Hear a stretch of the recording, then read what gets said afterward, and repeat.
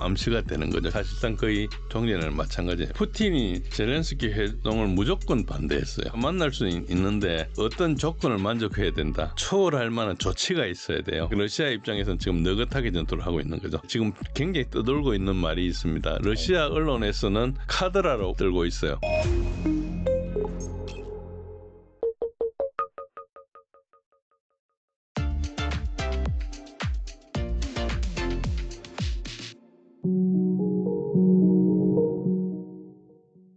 진재희 교수님 모셨습니다. 안녕하세요. 예, 안녕하십니까? 네, 교수님 모시고 여러분들이 또 관심 많아 하시는 이 지정학적인 또 전쟁 이슈에 대해서 살펴보도록 하겠습니다. 이 러우 전쟁 얘기 좀 해보겠는데 최근에 이 알래스카에서 이 미국과 러시아의 정상회담이 또 열렸었고 지금 방송하는 이 순간까지도 계속해서 속보하면서 뭐 휴전이라든지 이 종전 관련해서 뭐 조건들이 쏟아져 나오고 있습니다. 네. 이번에 이 미국과 러시아의 그 정상회담 어떻게 보셨는지 여기에서 내포하는 바는 무엇일까요? 예.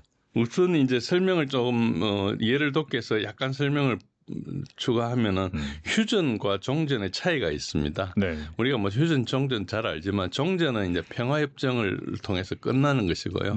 휴전은 잠시 멈추는 겁니다. 우리는 뭐 70몇 년간 멈췄지만 휴전 상태고요. 그렇죠. 아직 네. 평화협정을 맺지 않기 때문에 전쟁이 끝난 게 아닙니다. 그것은 북한도 우리를 통일하려 했었고 우리도 통일하려 했기 때문에 분단된 상태라도 나중에 통일을 못 받기 때문에 그런 거거든요. 그래서 휴전이 된 거고. 그리고 이제 우크라이나하고 EU하고 트럼프, 나토 이거 지속적으로 30일 휴전을 요구했어요. 그런데 푸틴은 계속 거부를 했죠.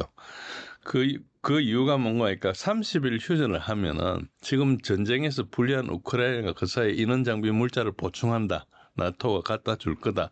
사격 중지를 하니까 거기에 대해서 사격도 못하고 하니까 30일 동안 충분히 다 무장을 할 수 있다.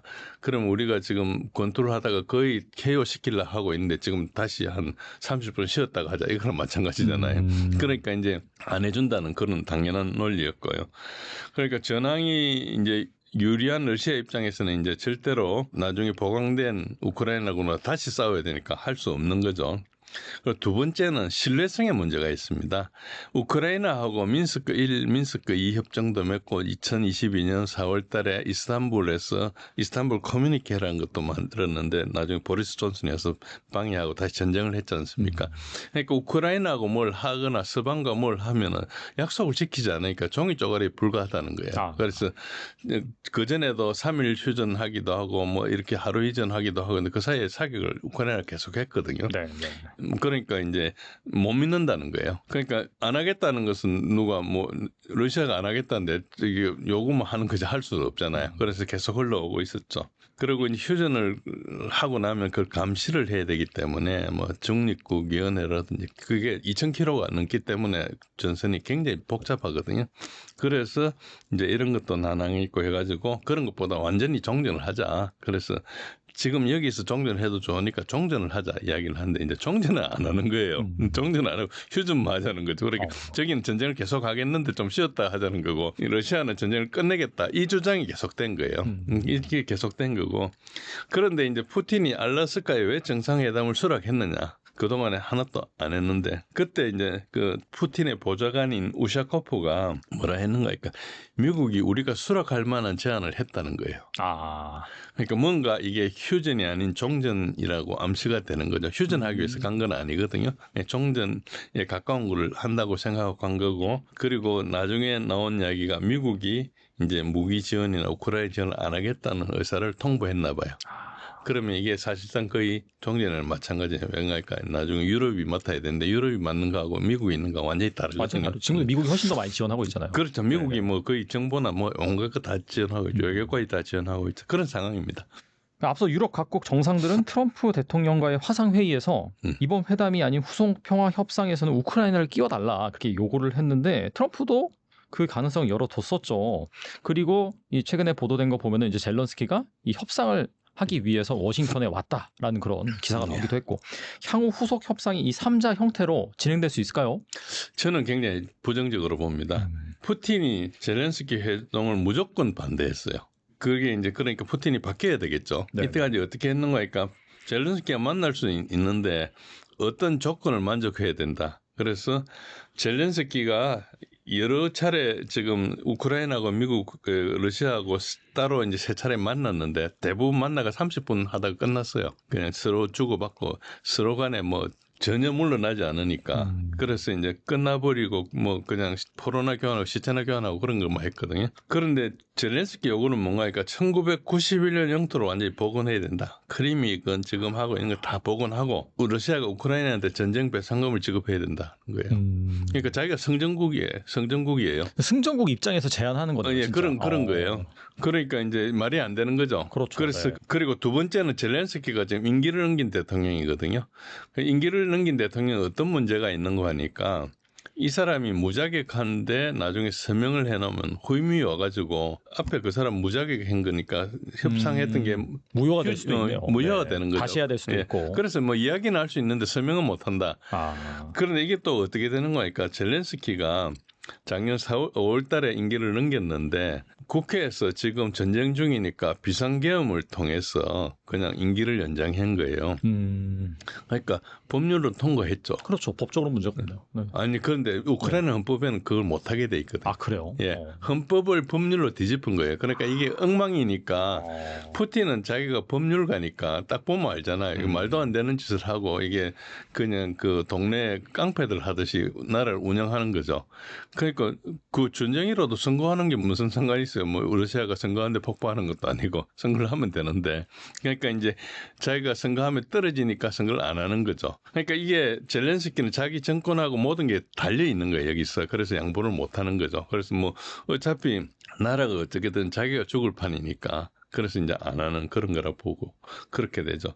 그래서 이제 젤렌스키가 푸틴을 만나고자 하는 이유도 거기서 뭘 얻기 위해서가 아니고 자기의 그 정당성이나 자기가 푸틴보다 더 저거 하다는 것을 이제 소위 말해서 카메라 앞에 나타내기 위한 글로 정도밖에 보지 않는 거예요. 왜냐하면 가져오는 안이 없으니까 안 자체가 들을만 하면은 알래스카까지 가잖아요.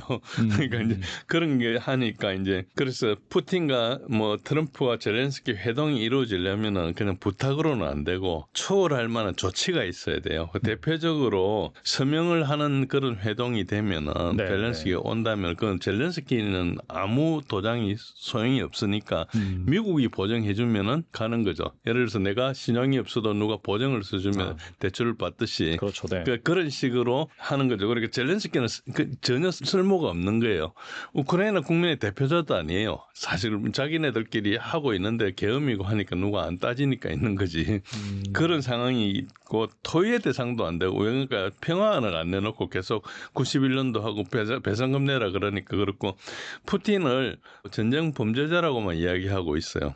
그리고 이제 자체적으로는 토론 대표자나 대표자의 자격이 없기 때문에 아까 말씀드린 대로 타국의 보증이 필요한 상태고 지금은 젤렌스키는 무가치한 상태로 보는 거예요. 거기 보는 의견에 대해서 트럼프가 아니라고 그러면 끼울 수 있잖아요. 트럼프가 공감을 하기 때문에 이렇게 하고 있거든요. 2월 달에도 트럼프가 젤렌스키는 독재자라 그랬어요. 독재자라는 뜻은 민주적인 정부에서 민주적인 선거로 당선된 사람이 아니라는 뜻이에요. 그러니까 임기를 넘기고 자기 권력을 가지고 있으니까. 우리가 알고 있었던 이제 민주주의 국가인 우크라이나를 독재 국가인 러시아가 치다 이 내러티브가 다 거짓말인 거죠. 젤렌스키가 독재자니까. 그리고 자격도 없는 사람 대통령 하면서 다니면서 연극만 하는 거니까 이렇게 이제 보는 거죠. 그렇다면은 이 워싱턴에 젤런스키가 온 거는 뭐 소위 말하는 그냥 액션일 가능성이 있다. 전혀 뭐 우크라이나한테 유리하게 협상이 진행될 가능성 없다 이렇게 봐야 되나요? 지금은 이제 어쨌든 푸틴하고 트럼프 간의 어떤 잠재적인 상태의 계약 조건을 이야기한 상태니까 이걸 이제 어차피 트럼프는 나는 손 떼겠다. 이 외경이니까 영토를 내준다거나 세부 조건으로 가면 우크라이나가 끼어들어야 될 상황이잖아요.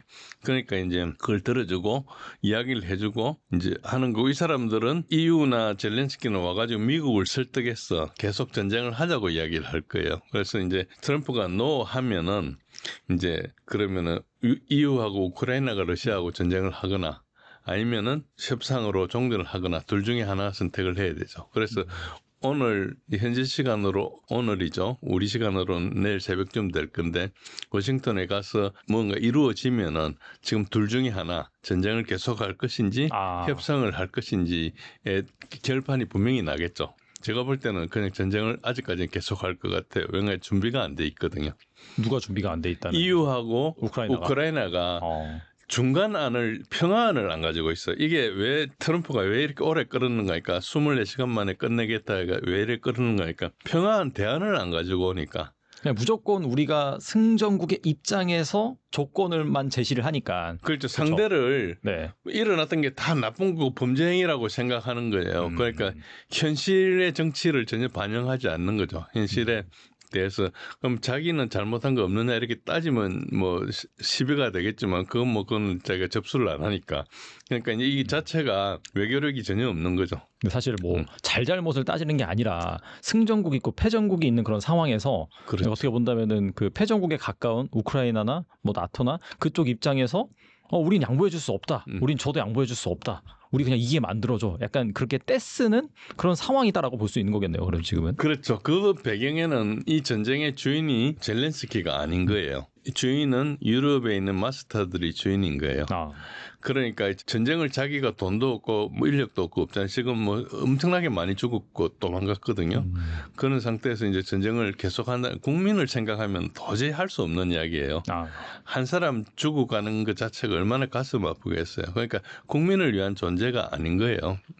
보시면 그래서 이때까지 젤렌스키를 응원했든지 이런 분들은 이 사람 정체를 잘 봐야 됩니다. 그렇지 않으면은 굉장히 뭐 젤렌스키가 훌륭한 민주투사고 이게 아니고 그냥 마약 환자예요. 그냥 연극이나 하는. 그러니까 아주 볼품없는 사람이고 자기 국민들을 이렇게 엄청나게 많은 사람 희생시키면서 이렇게 끌고 와가지고 아무것도 얻은 거 없잖아요.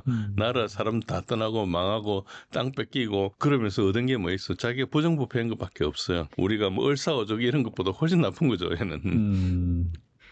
그리고 휴전에 대한 협상 논의가 지속되는 와중에서도 러시아와 우크라이나 간 공습은 계속해서 이어지고 있는 것으로 파악이 되고 있는데 우크라이나가 러시아의 정유시설에 드론 공습을 가하는가 하면은 러시아 역시 최근 우크라이나 키이우로 공습해서 민간인 수십 명의 사상자를 또 냈습니다. 현재 이 러우 전쟁의 전황은 어떤가요?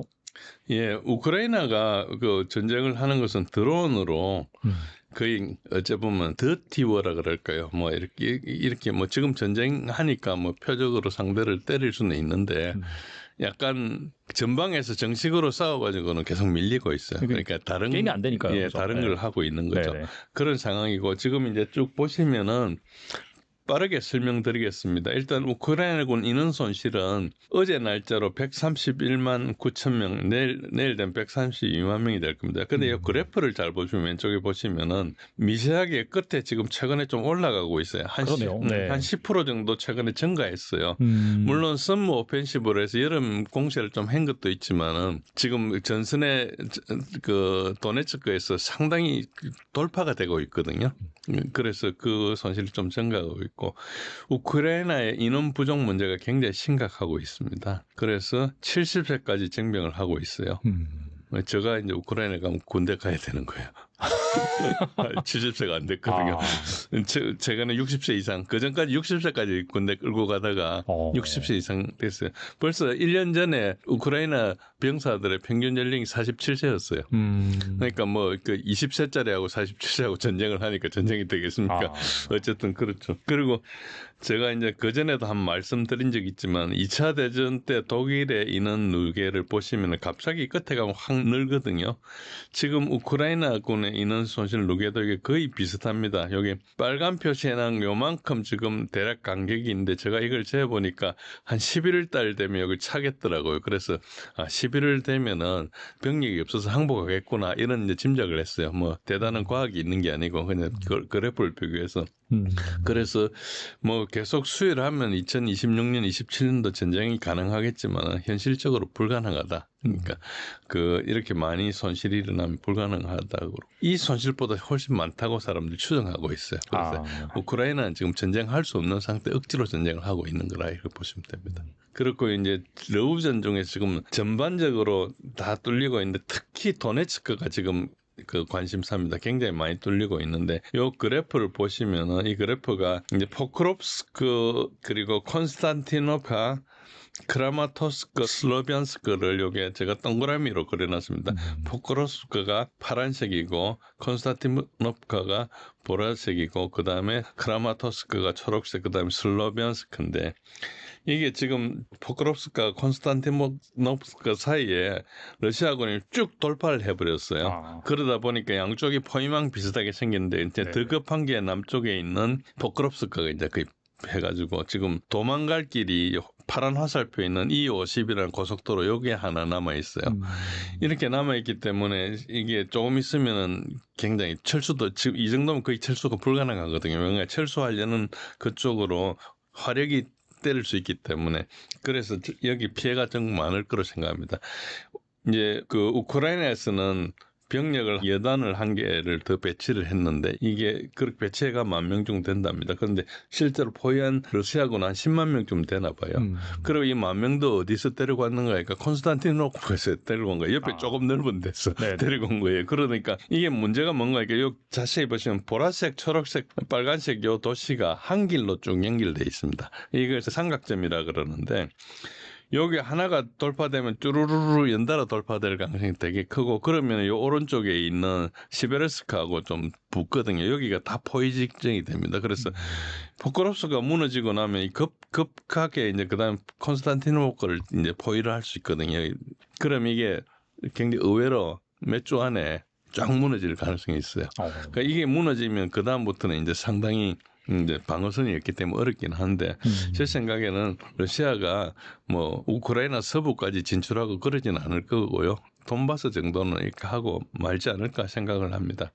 요 슬로비안스크는 알다시피 빨간 원인데 여기는 돈바스 전쟁의 시발점이었습니다. 여기에 2014년도에 최초의 포격을 함으로써 돈바스 내전이 발생했거든요. 그러니까 러시아 입장에서는 이걸 탈환하는 게 약간 어떤 의미가 있습니다. 어떤 사기나 어떤 여러 가지 역사적으로 이제 이걸 탈환했으니까 이제 한 전쟁이 끝났구나 이런 게 있기 때문에 아마 이걸 탈환하면 그만두지 않을까. 그래서 지금 떠도는 요구 조건도 돈바스만 반항하면은 나머지는 여기서 전선을 해서 동결하겠다 이런 이야기가 나오고 있거든요. 사실인지 확인은 안 됩니다. 네네. 그리고 지금 그 포크롭스크를 옆에 조금 창세 전도입니다. 여기 보시면은 굉장히 많이 들어와 있고 러시아군이 굉장히 포위하고 있다 이렇게 보시면 되고요.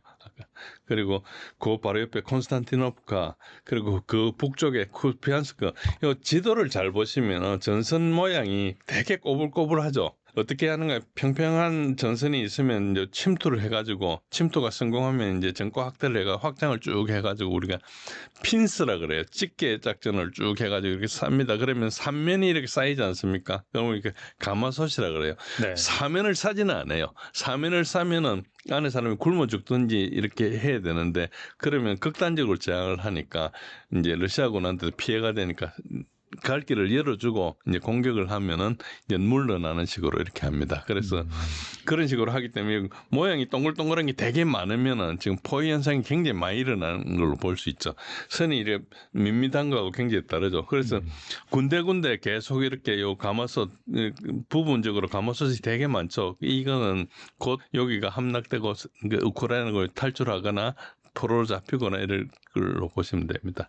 전선을 그렇게 보시면 그렇고요. 그리고 이제 그 밑에 수미 지역은 쿠르스크를 침공한 다음에 거기서 이제 완충지대를 형성하기 위해서 내려왔어요. 내려오고 있는 요 부분도 도심에서 한 20km 정도 떨어져 있는 정도고 오른쪽에 카르키프 지역에서도 카르키프 지역은 여기 그 파라논이 카르키프라는 도시입니다. 카르키프가 이제 우크라이나의 제2도시거든요. 이제 여기서도 공격을 하고 있고요. 화살표 방향으로 러시아군이 점령을 해가지고 완충지대를 형성하려고 하고 있습니다. 그런 식으로 이제 돼 있고 밑에 이제 그 밑에 카르키프도 볼찬스크도 오랫동안 방선 홀드하고 있다가 조금씩 이렇게 접근을 하고 있고 한 20km 정도, 15km, 20km 정도 되면 화력 통제를 할 수 있거든요. 드론이나 야포로 때릴 수가 있습니다. 그러면 그 안 도시에 있는 것들은 굉장히 취약해지는 거죠. 오른쪽에 있는 것은 루안스크 전선인데 동그라미의 크기가 큰 데가 전쟁이 좀 그 전투가 활발한 지역이고 그렇지 않는 데는 조금 이제 좀 그 정적인 지역으로 표시하고 있고요. 그 밑에 이제 도네츠크 남부 지역 지금까지 있는 거와 달리 드네프로주를 최근에 돌파를 했거든요. 그 오른쪽에 보시면 드네프로주를 돌파해가지고 좀 새로운 주로 이제 들어간 상태도 있고요. 루안스크 도네츠크 전반적으로 모든 전선에서 굉장히 활발하게 전투가 일어나고 있다. 대부분 지금 우크라이나가 몰리고 있다고 보시면 됩니다. 동그라미 크기만큼 이제 전쟁이 좀 크게 일어나는 거고요. 그 다음에 이제 그 밑에 아까 삼각 도시를 끌고 나면 여기 시베르스크를 만나는데 그걸 제가 하나 그렸고 그 외에 자포로지아 헤르손은 그냥 뭐 거의 그 소강 상태입니다. 처음에 조금 많이 최근에 한번 움직였다가 그게 이제 조공이라 해가지고 주공을 하기 위해서 이제 방어선을 좀 땡긴 그런 정도지 뭐 크게 그렇지는 않고 여기 헤르손은 이제 이 강을 두고 조금 교전을 좀 하고 있고요. 그런 상태고 도네츠 남부는 아까처럼 이제 포크로프스크를 막다 보니까 남쪽으로 풍선 효과로 이제 러시아가 좀 많이 밀고 나간 게 좀 있고요. 그렇습니다. 우크라이나 군 내부에서는 요거는 일주일 전 이야기인데요. 아 이게 휴전이 빨리 되면 좋겠다. 지금 협력당이 직전이다. 이런 편지가 나올 정도로 내부의 붕괴 우려가 있고 이게 이제 2주일 전이군요. 7월 33주일인데 요것도 조금 시간 지난 건데 러시아에 들어온 미사일 공격이 계속 지속되고 있습니다. 그런 상태고요. 그래서 러시아군은 전선에 있는 우크라이나군을 때린 게 아니고 이제 후방에 있는 전력이 될 만한 것들을 때리고 있습니다. 특히 나토에서 장비가 오거나 하면 거기를 때리고 이렇게 하고 있는 그런 식으로 요 오른쪽에 보시면 때린 지도가 있는데 매일매일 조금씩 다른데 대략 이런 모습으로 때린다 보시면 됩니다. 그래서 보급기지나 직결지나 훈련 장소나 비행장이나 무기 생산 공장이나 그리고 모병센터나 이런 데를 때리기 때문에 전투력을 생성해가지고 전방에 투입해야 되는데 그게 못 오게 막고 있는 거죠. 그러니까 러시아 입장에서는 지금 느긋하게 전투를 하고 있는 거죠. 전방에 있는 걸 때린 거 후방에 때리고 있으니까 급한 거 없다는 거죠. 나중에 올 거를 미리 때려 놓는다는 그런 개념으로 하고 있다 보시면 됩니다. 한편 우크라이나는 지금 전쟁 피로감이 확산되어 있으면 왼쪽에 보시면은 초록색 그래프가 계속 전쟁을 하겠다는 것이고 그 지금 현재는 24%입니다. 초전에는 70%를 넘었었는데 지금 이제 협상하자, 종전을 하자, 땅을 내주고라도 하자는 게 지금 69% 정도로 와 있습니다. 그래서 우크라이나 국민들은 전쟁에 지친 상태고 지금 전쟁을 수행할 능력이 없는 상태죠. 그런데도 이제 계속 이거를 끌고 나가고 있다는 그런 시죠. 그래서 지금은 의미 없는 전투만 하고 있고 이 전투하는 것보다 머리를 비상하게 굴려서 좋은 협상안을 가지고 얼마든지 끌 수 있거든요. 그러니까 러시아도 전쟁을 계속하고 싶지 않기 때문에 희생을 받아낼 수 있는데 국가적 차원에서 이야기하지 않고 자기의 어떤 개인적인 차원 그리고 이제 우크라이나가 어떻게 되든 상관없는 영국이나 이제 독일이나 이쪽의 사람들 그러니까 이번 이걸 계기로 군수 산업을 일으켜야 되겠다는 이런 사람들이 이제 네네. 끌고 나가는 거죠. 그래서 국민들만 희생되는 그런 걸로 있습니다. 그리고 아까 요 사항은 지금 확정은 안 되는데 지금 굉장히 떠돌고 있는 말이 있습니다. 러시아 언론에서는 카드라로 들고 있어요. 그러니까 영국에서 먼저 이제 이런 보도가 나왔고 그거를 인용해가지고 했다 이런 정도만 나오고 있는데 어쨌든 푸틴이 뭐 트럼프한테 했다는 식으로 전달되고 있는데 도네츠크하고 루안스크 돈바스 영토는 다 물러나라. 우크라이나가 다 물러나고 나머지 전선은 그 자리에서 멈추겠다. 그러면 자포로지아하고 헤르손에도 러시아가 자기 영토라고 헌법에 적시해가지고 이렇게 해놓은 수복해야 될 자기들 입장에 수복해야 될 영토들이 있는데 그건 포기하고 돈바스만 주면은 끝내겠다. 그런 게 약간 기사로 보도되더라고요. 그게 이제 이게 보도인데 아직 확인은 안 됐어요. 확인 안 된 거고. 카드라가 계속 떠들고 있는 겁니다. 러시아에서도 심지어 러시아 언론에서 나오고 있어요. 카드라로. 그런데 뭐 아직까지 그걸 전혀 발표 안 했거든. 그게 중요하면 그때 발표했겠죠. 그런 게 이야기가 나오고 있는데 그런 상태인데 지금 그걸 제가 표시한 거예요. 왼쪽에 보시면 조금 더 붉은 진한 데가 있죠. 여기가 아직까지 우크라이나군이 점령하고 있는 도네츠크주예요. 그러니까 요 영토가 도네츠크 전체 한 30% 정도 된다. 그 정도고. 근데 여기가 상당히 격전이 일어날 겁니다. 아까 이야기한 도시도 있고. 이제 그래서 뭐 이 정도 같으면 러시아가 조금 전쟁하면서 희생을 덜 치르고도 영토를 확보할 수 있으면 다른 걸 양보할 수 있다. 이런 뜻으로 받아들일 수 있으니까 그럴듯해요. 이런 이야기를 했을 것 같기도 하고 그래서 확정을 할 수 없는데 어쨌든 그렇다 보시면 됩니다. 가만히 그냥 우크라이나 거부하면 어떻게 되냐 하니까 결국 시간이 지나가지만 다 뚫린다. 아까 제가 설명드린 그 도시가 여기 한 줄로 쭉 여기는 선이 이제 도로망이 진해가지고 잘 보이죠. 쭉 이렇게 연결돼 있는데 사실은 러시아가 중요한 도로를 차단했기 때문에 보급도 이제 곧 끊기게 돼 있거든요. 그런 측면에서는 만약에 이거를 러시아가 제안했다면은 우크라이나가 받아들이는 것도 방법일 수 있어요.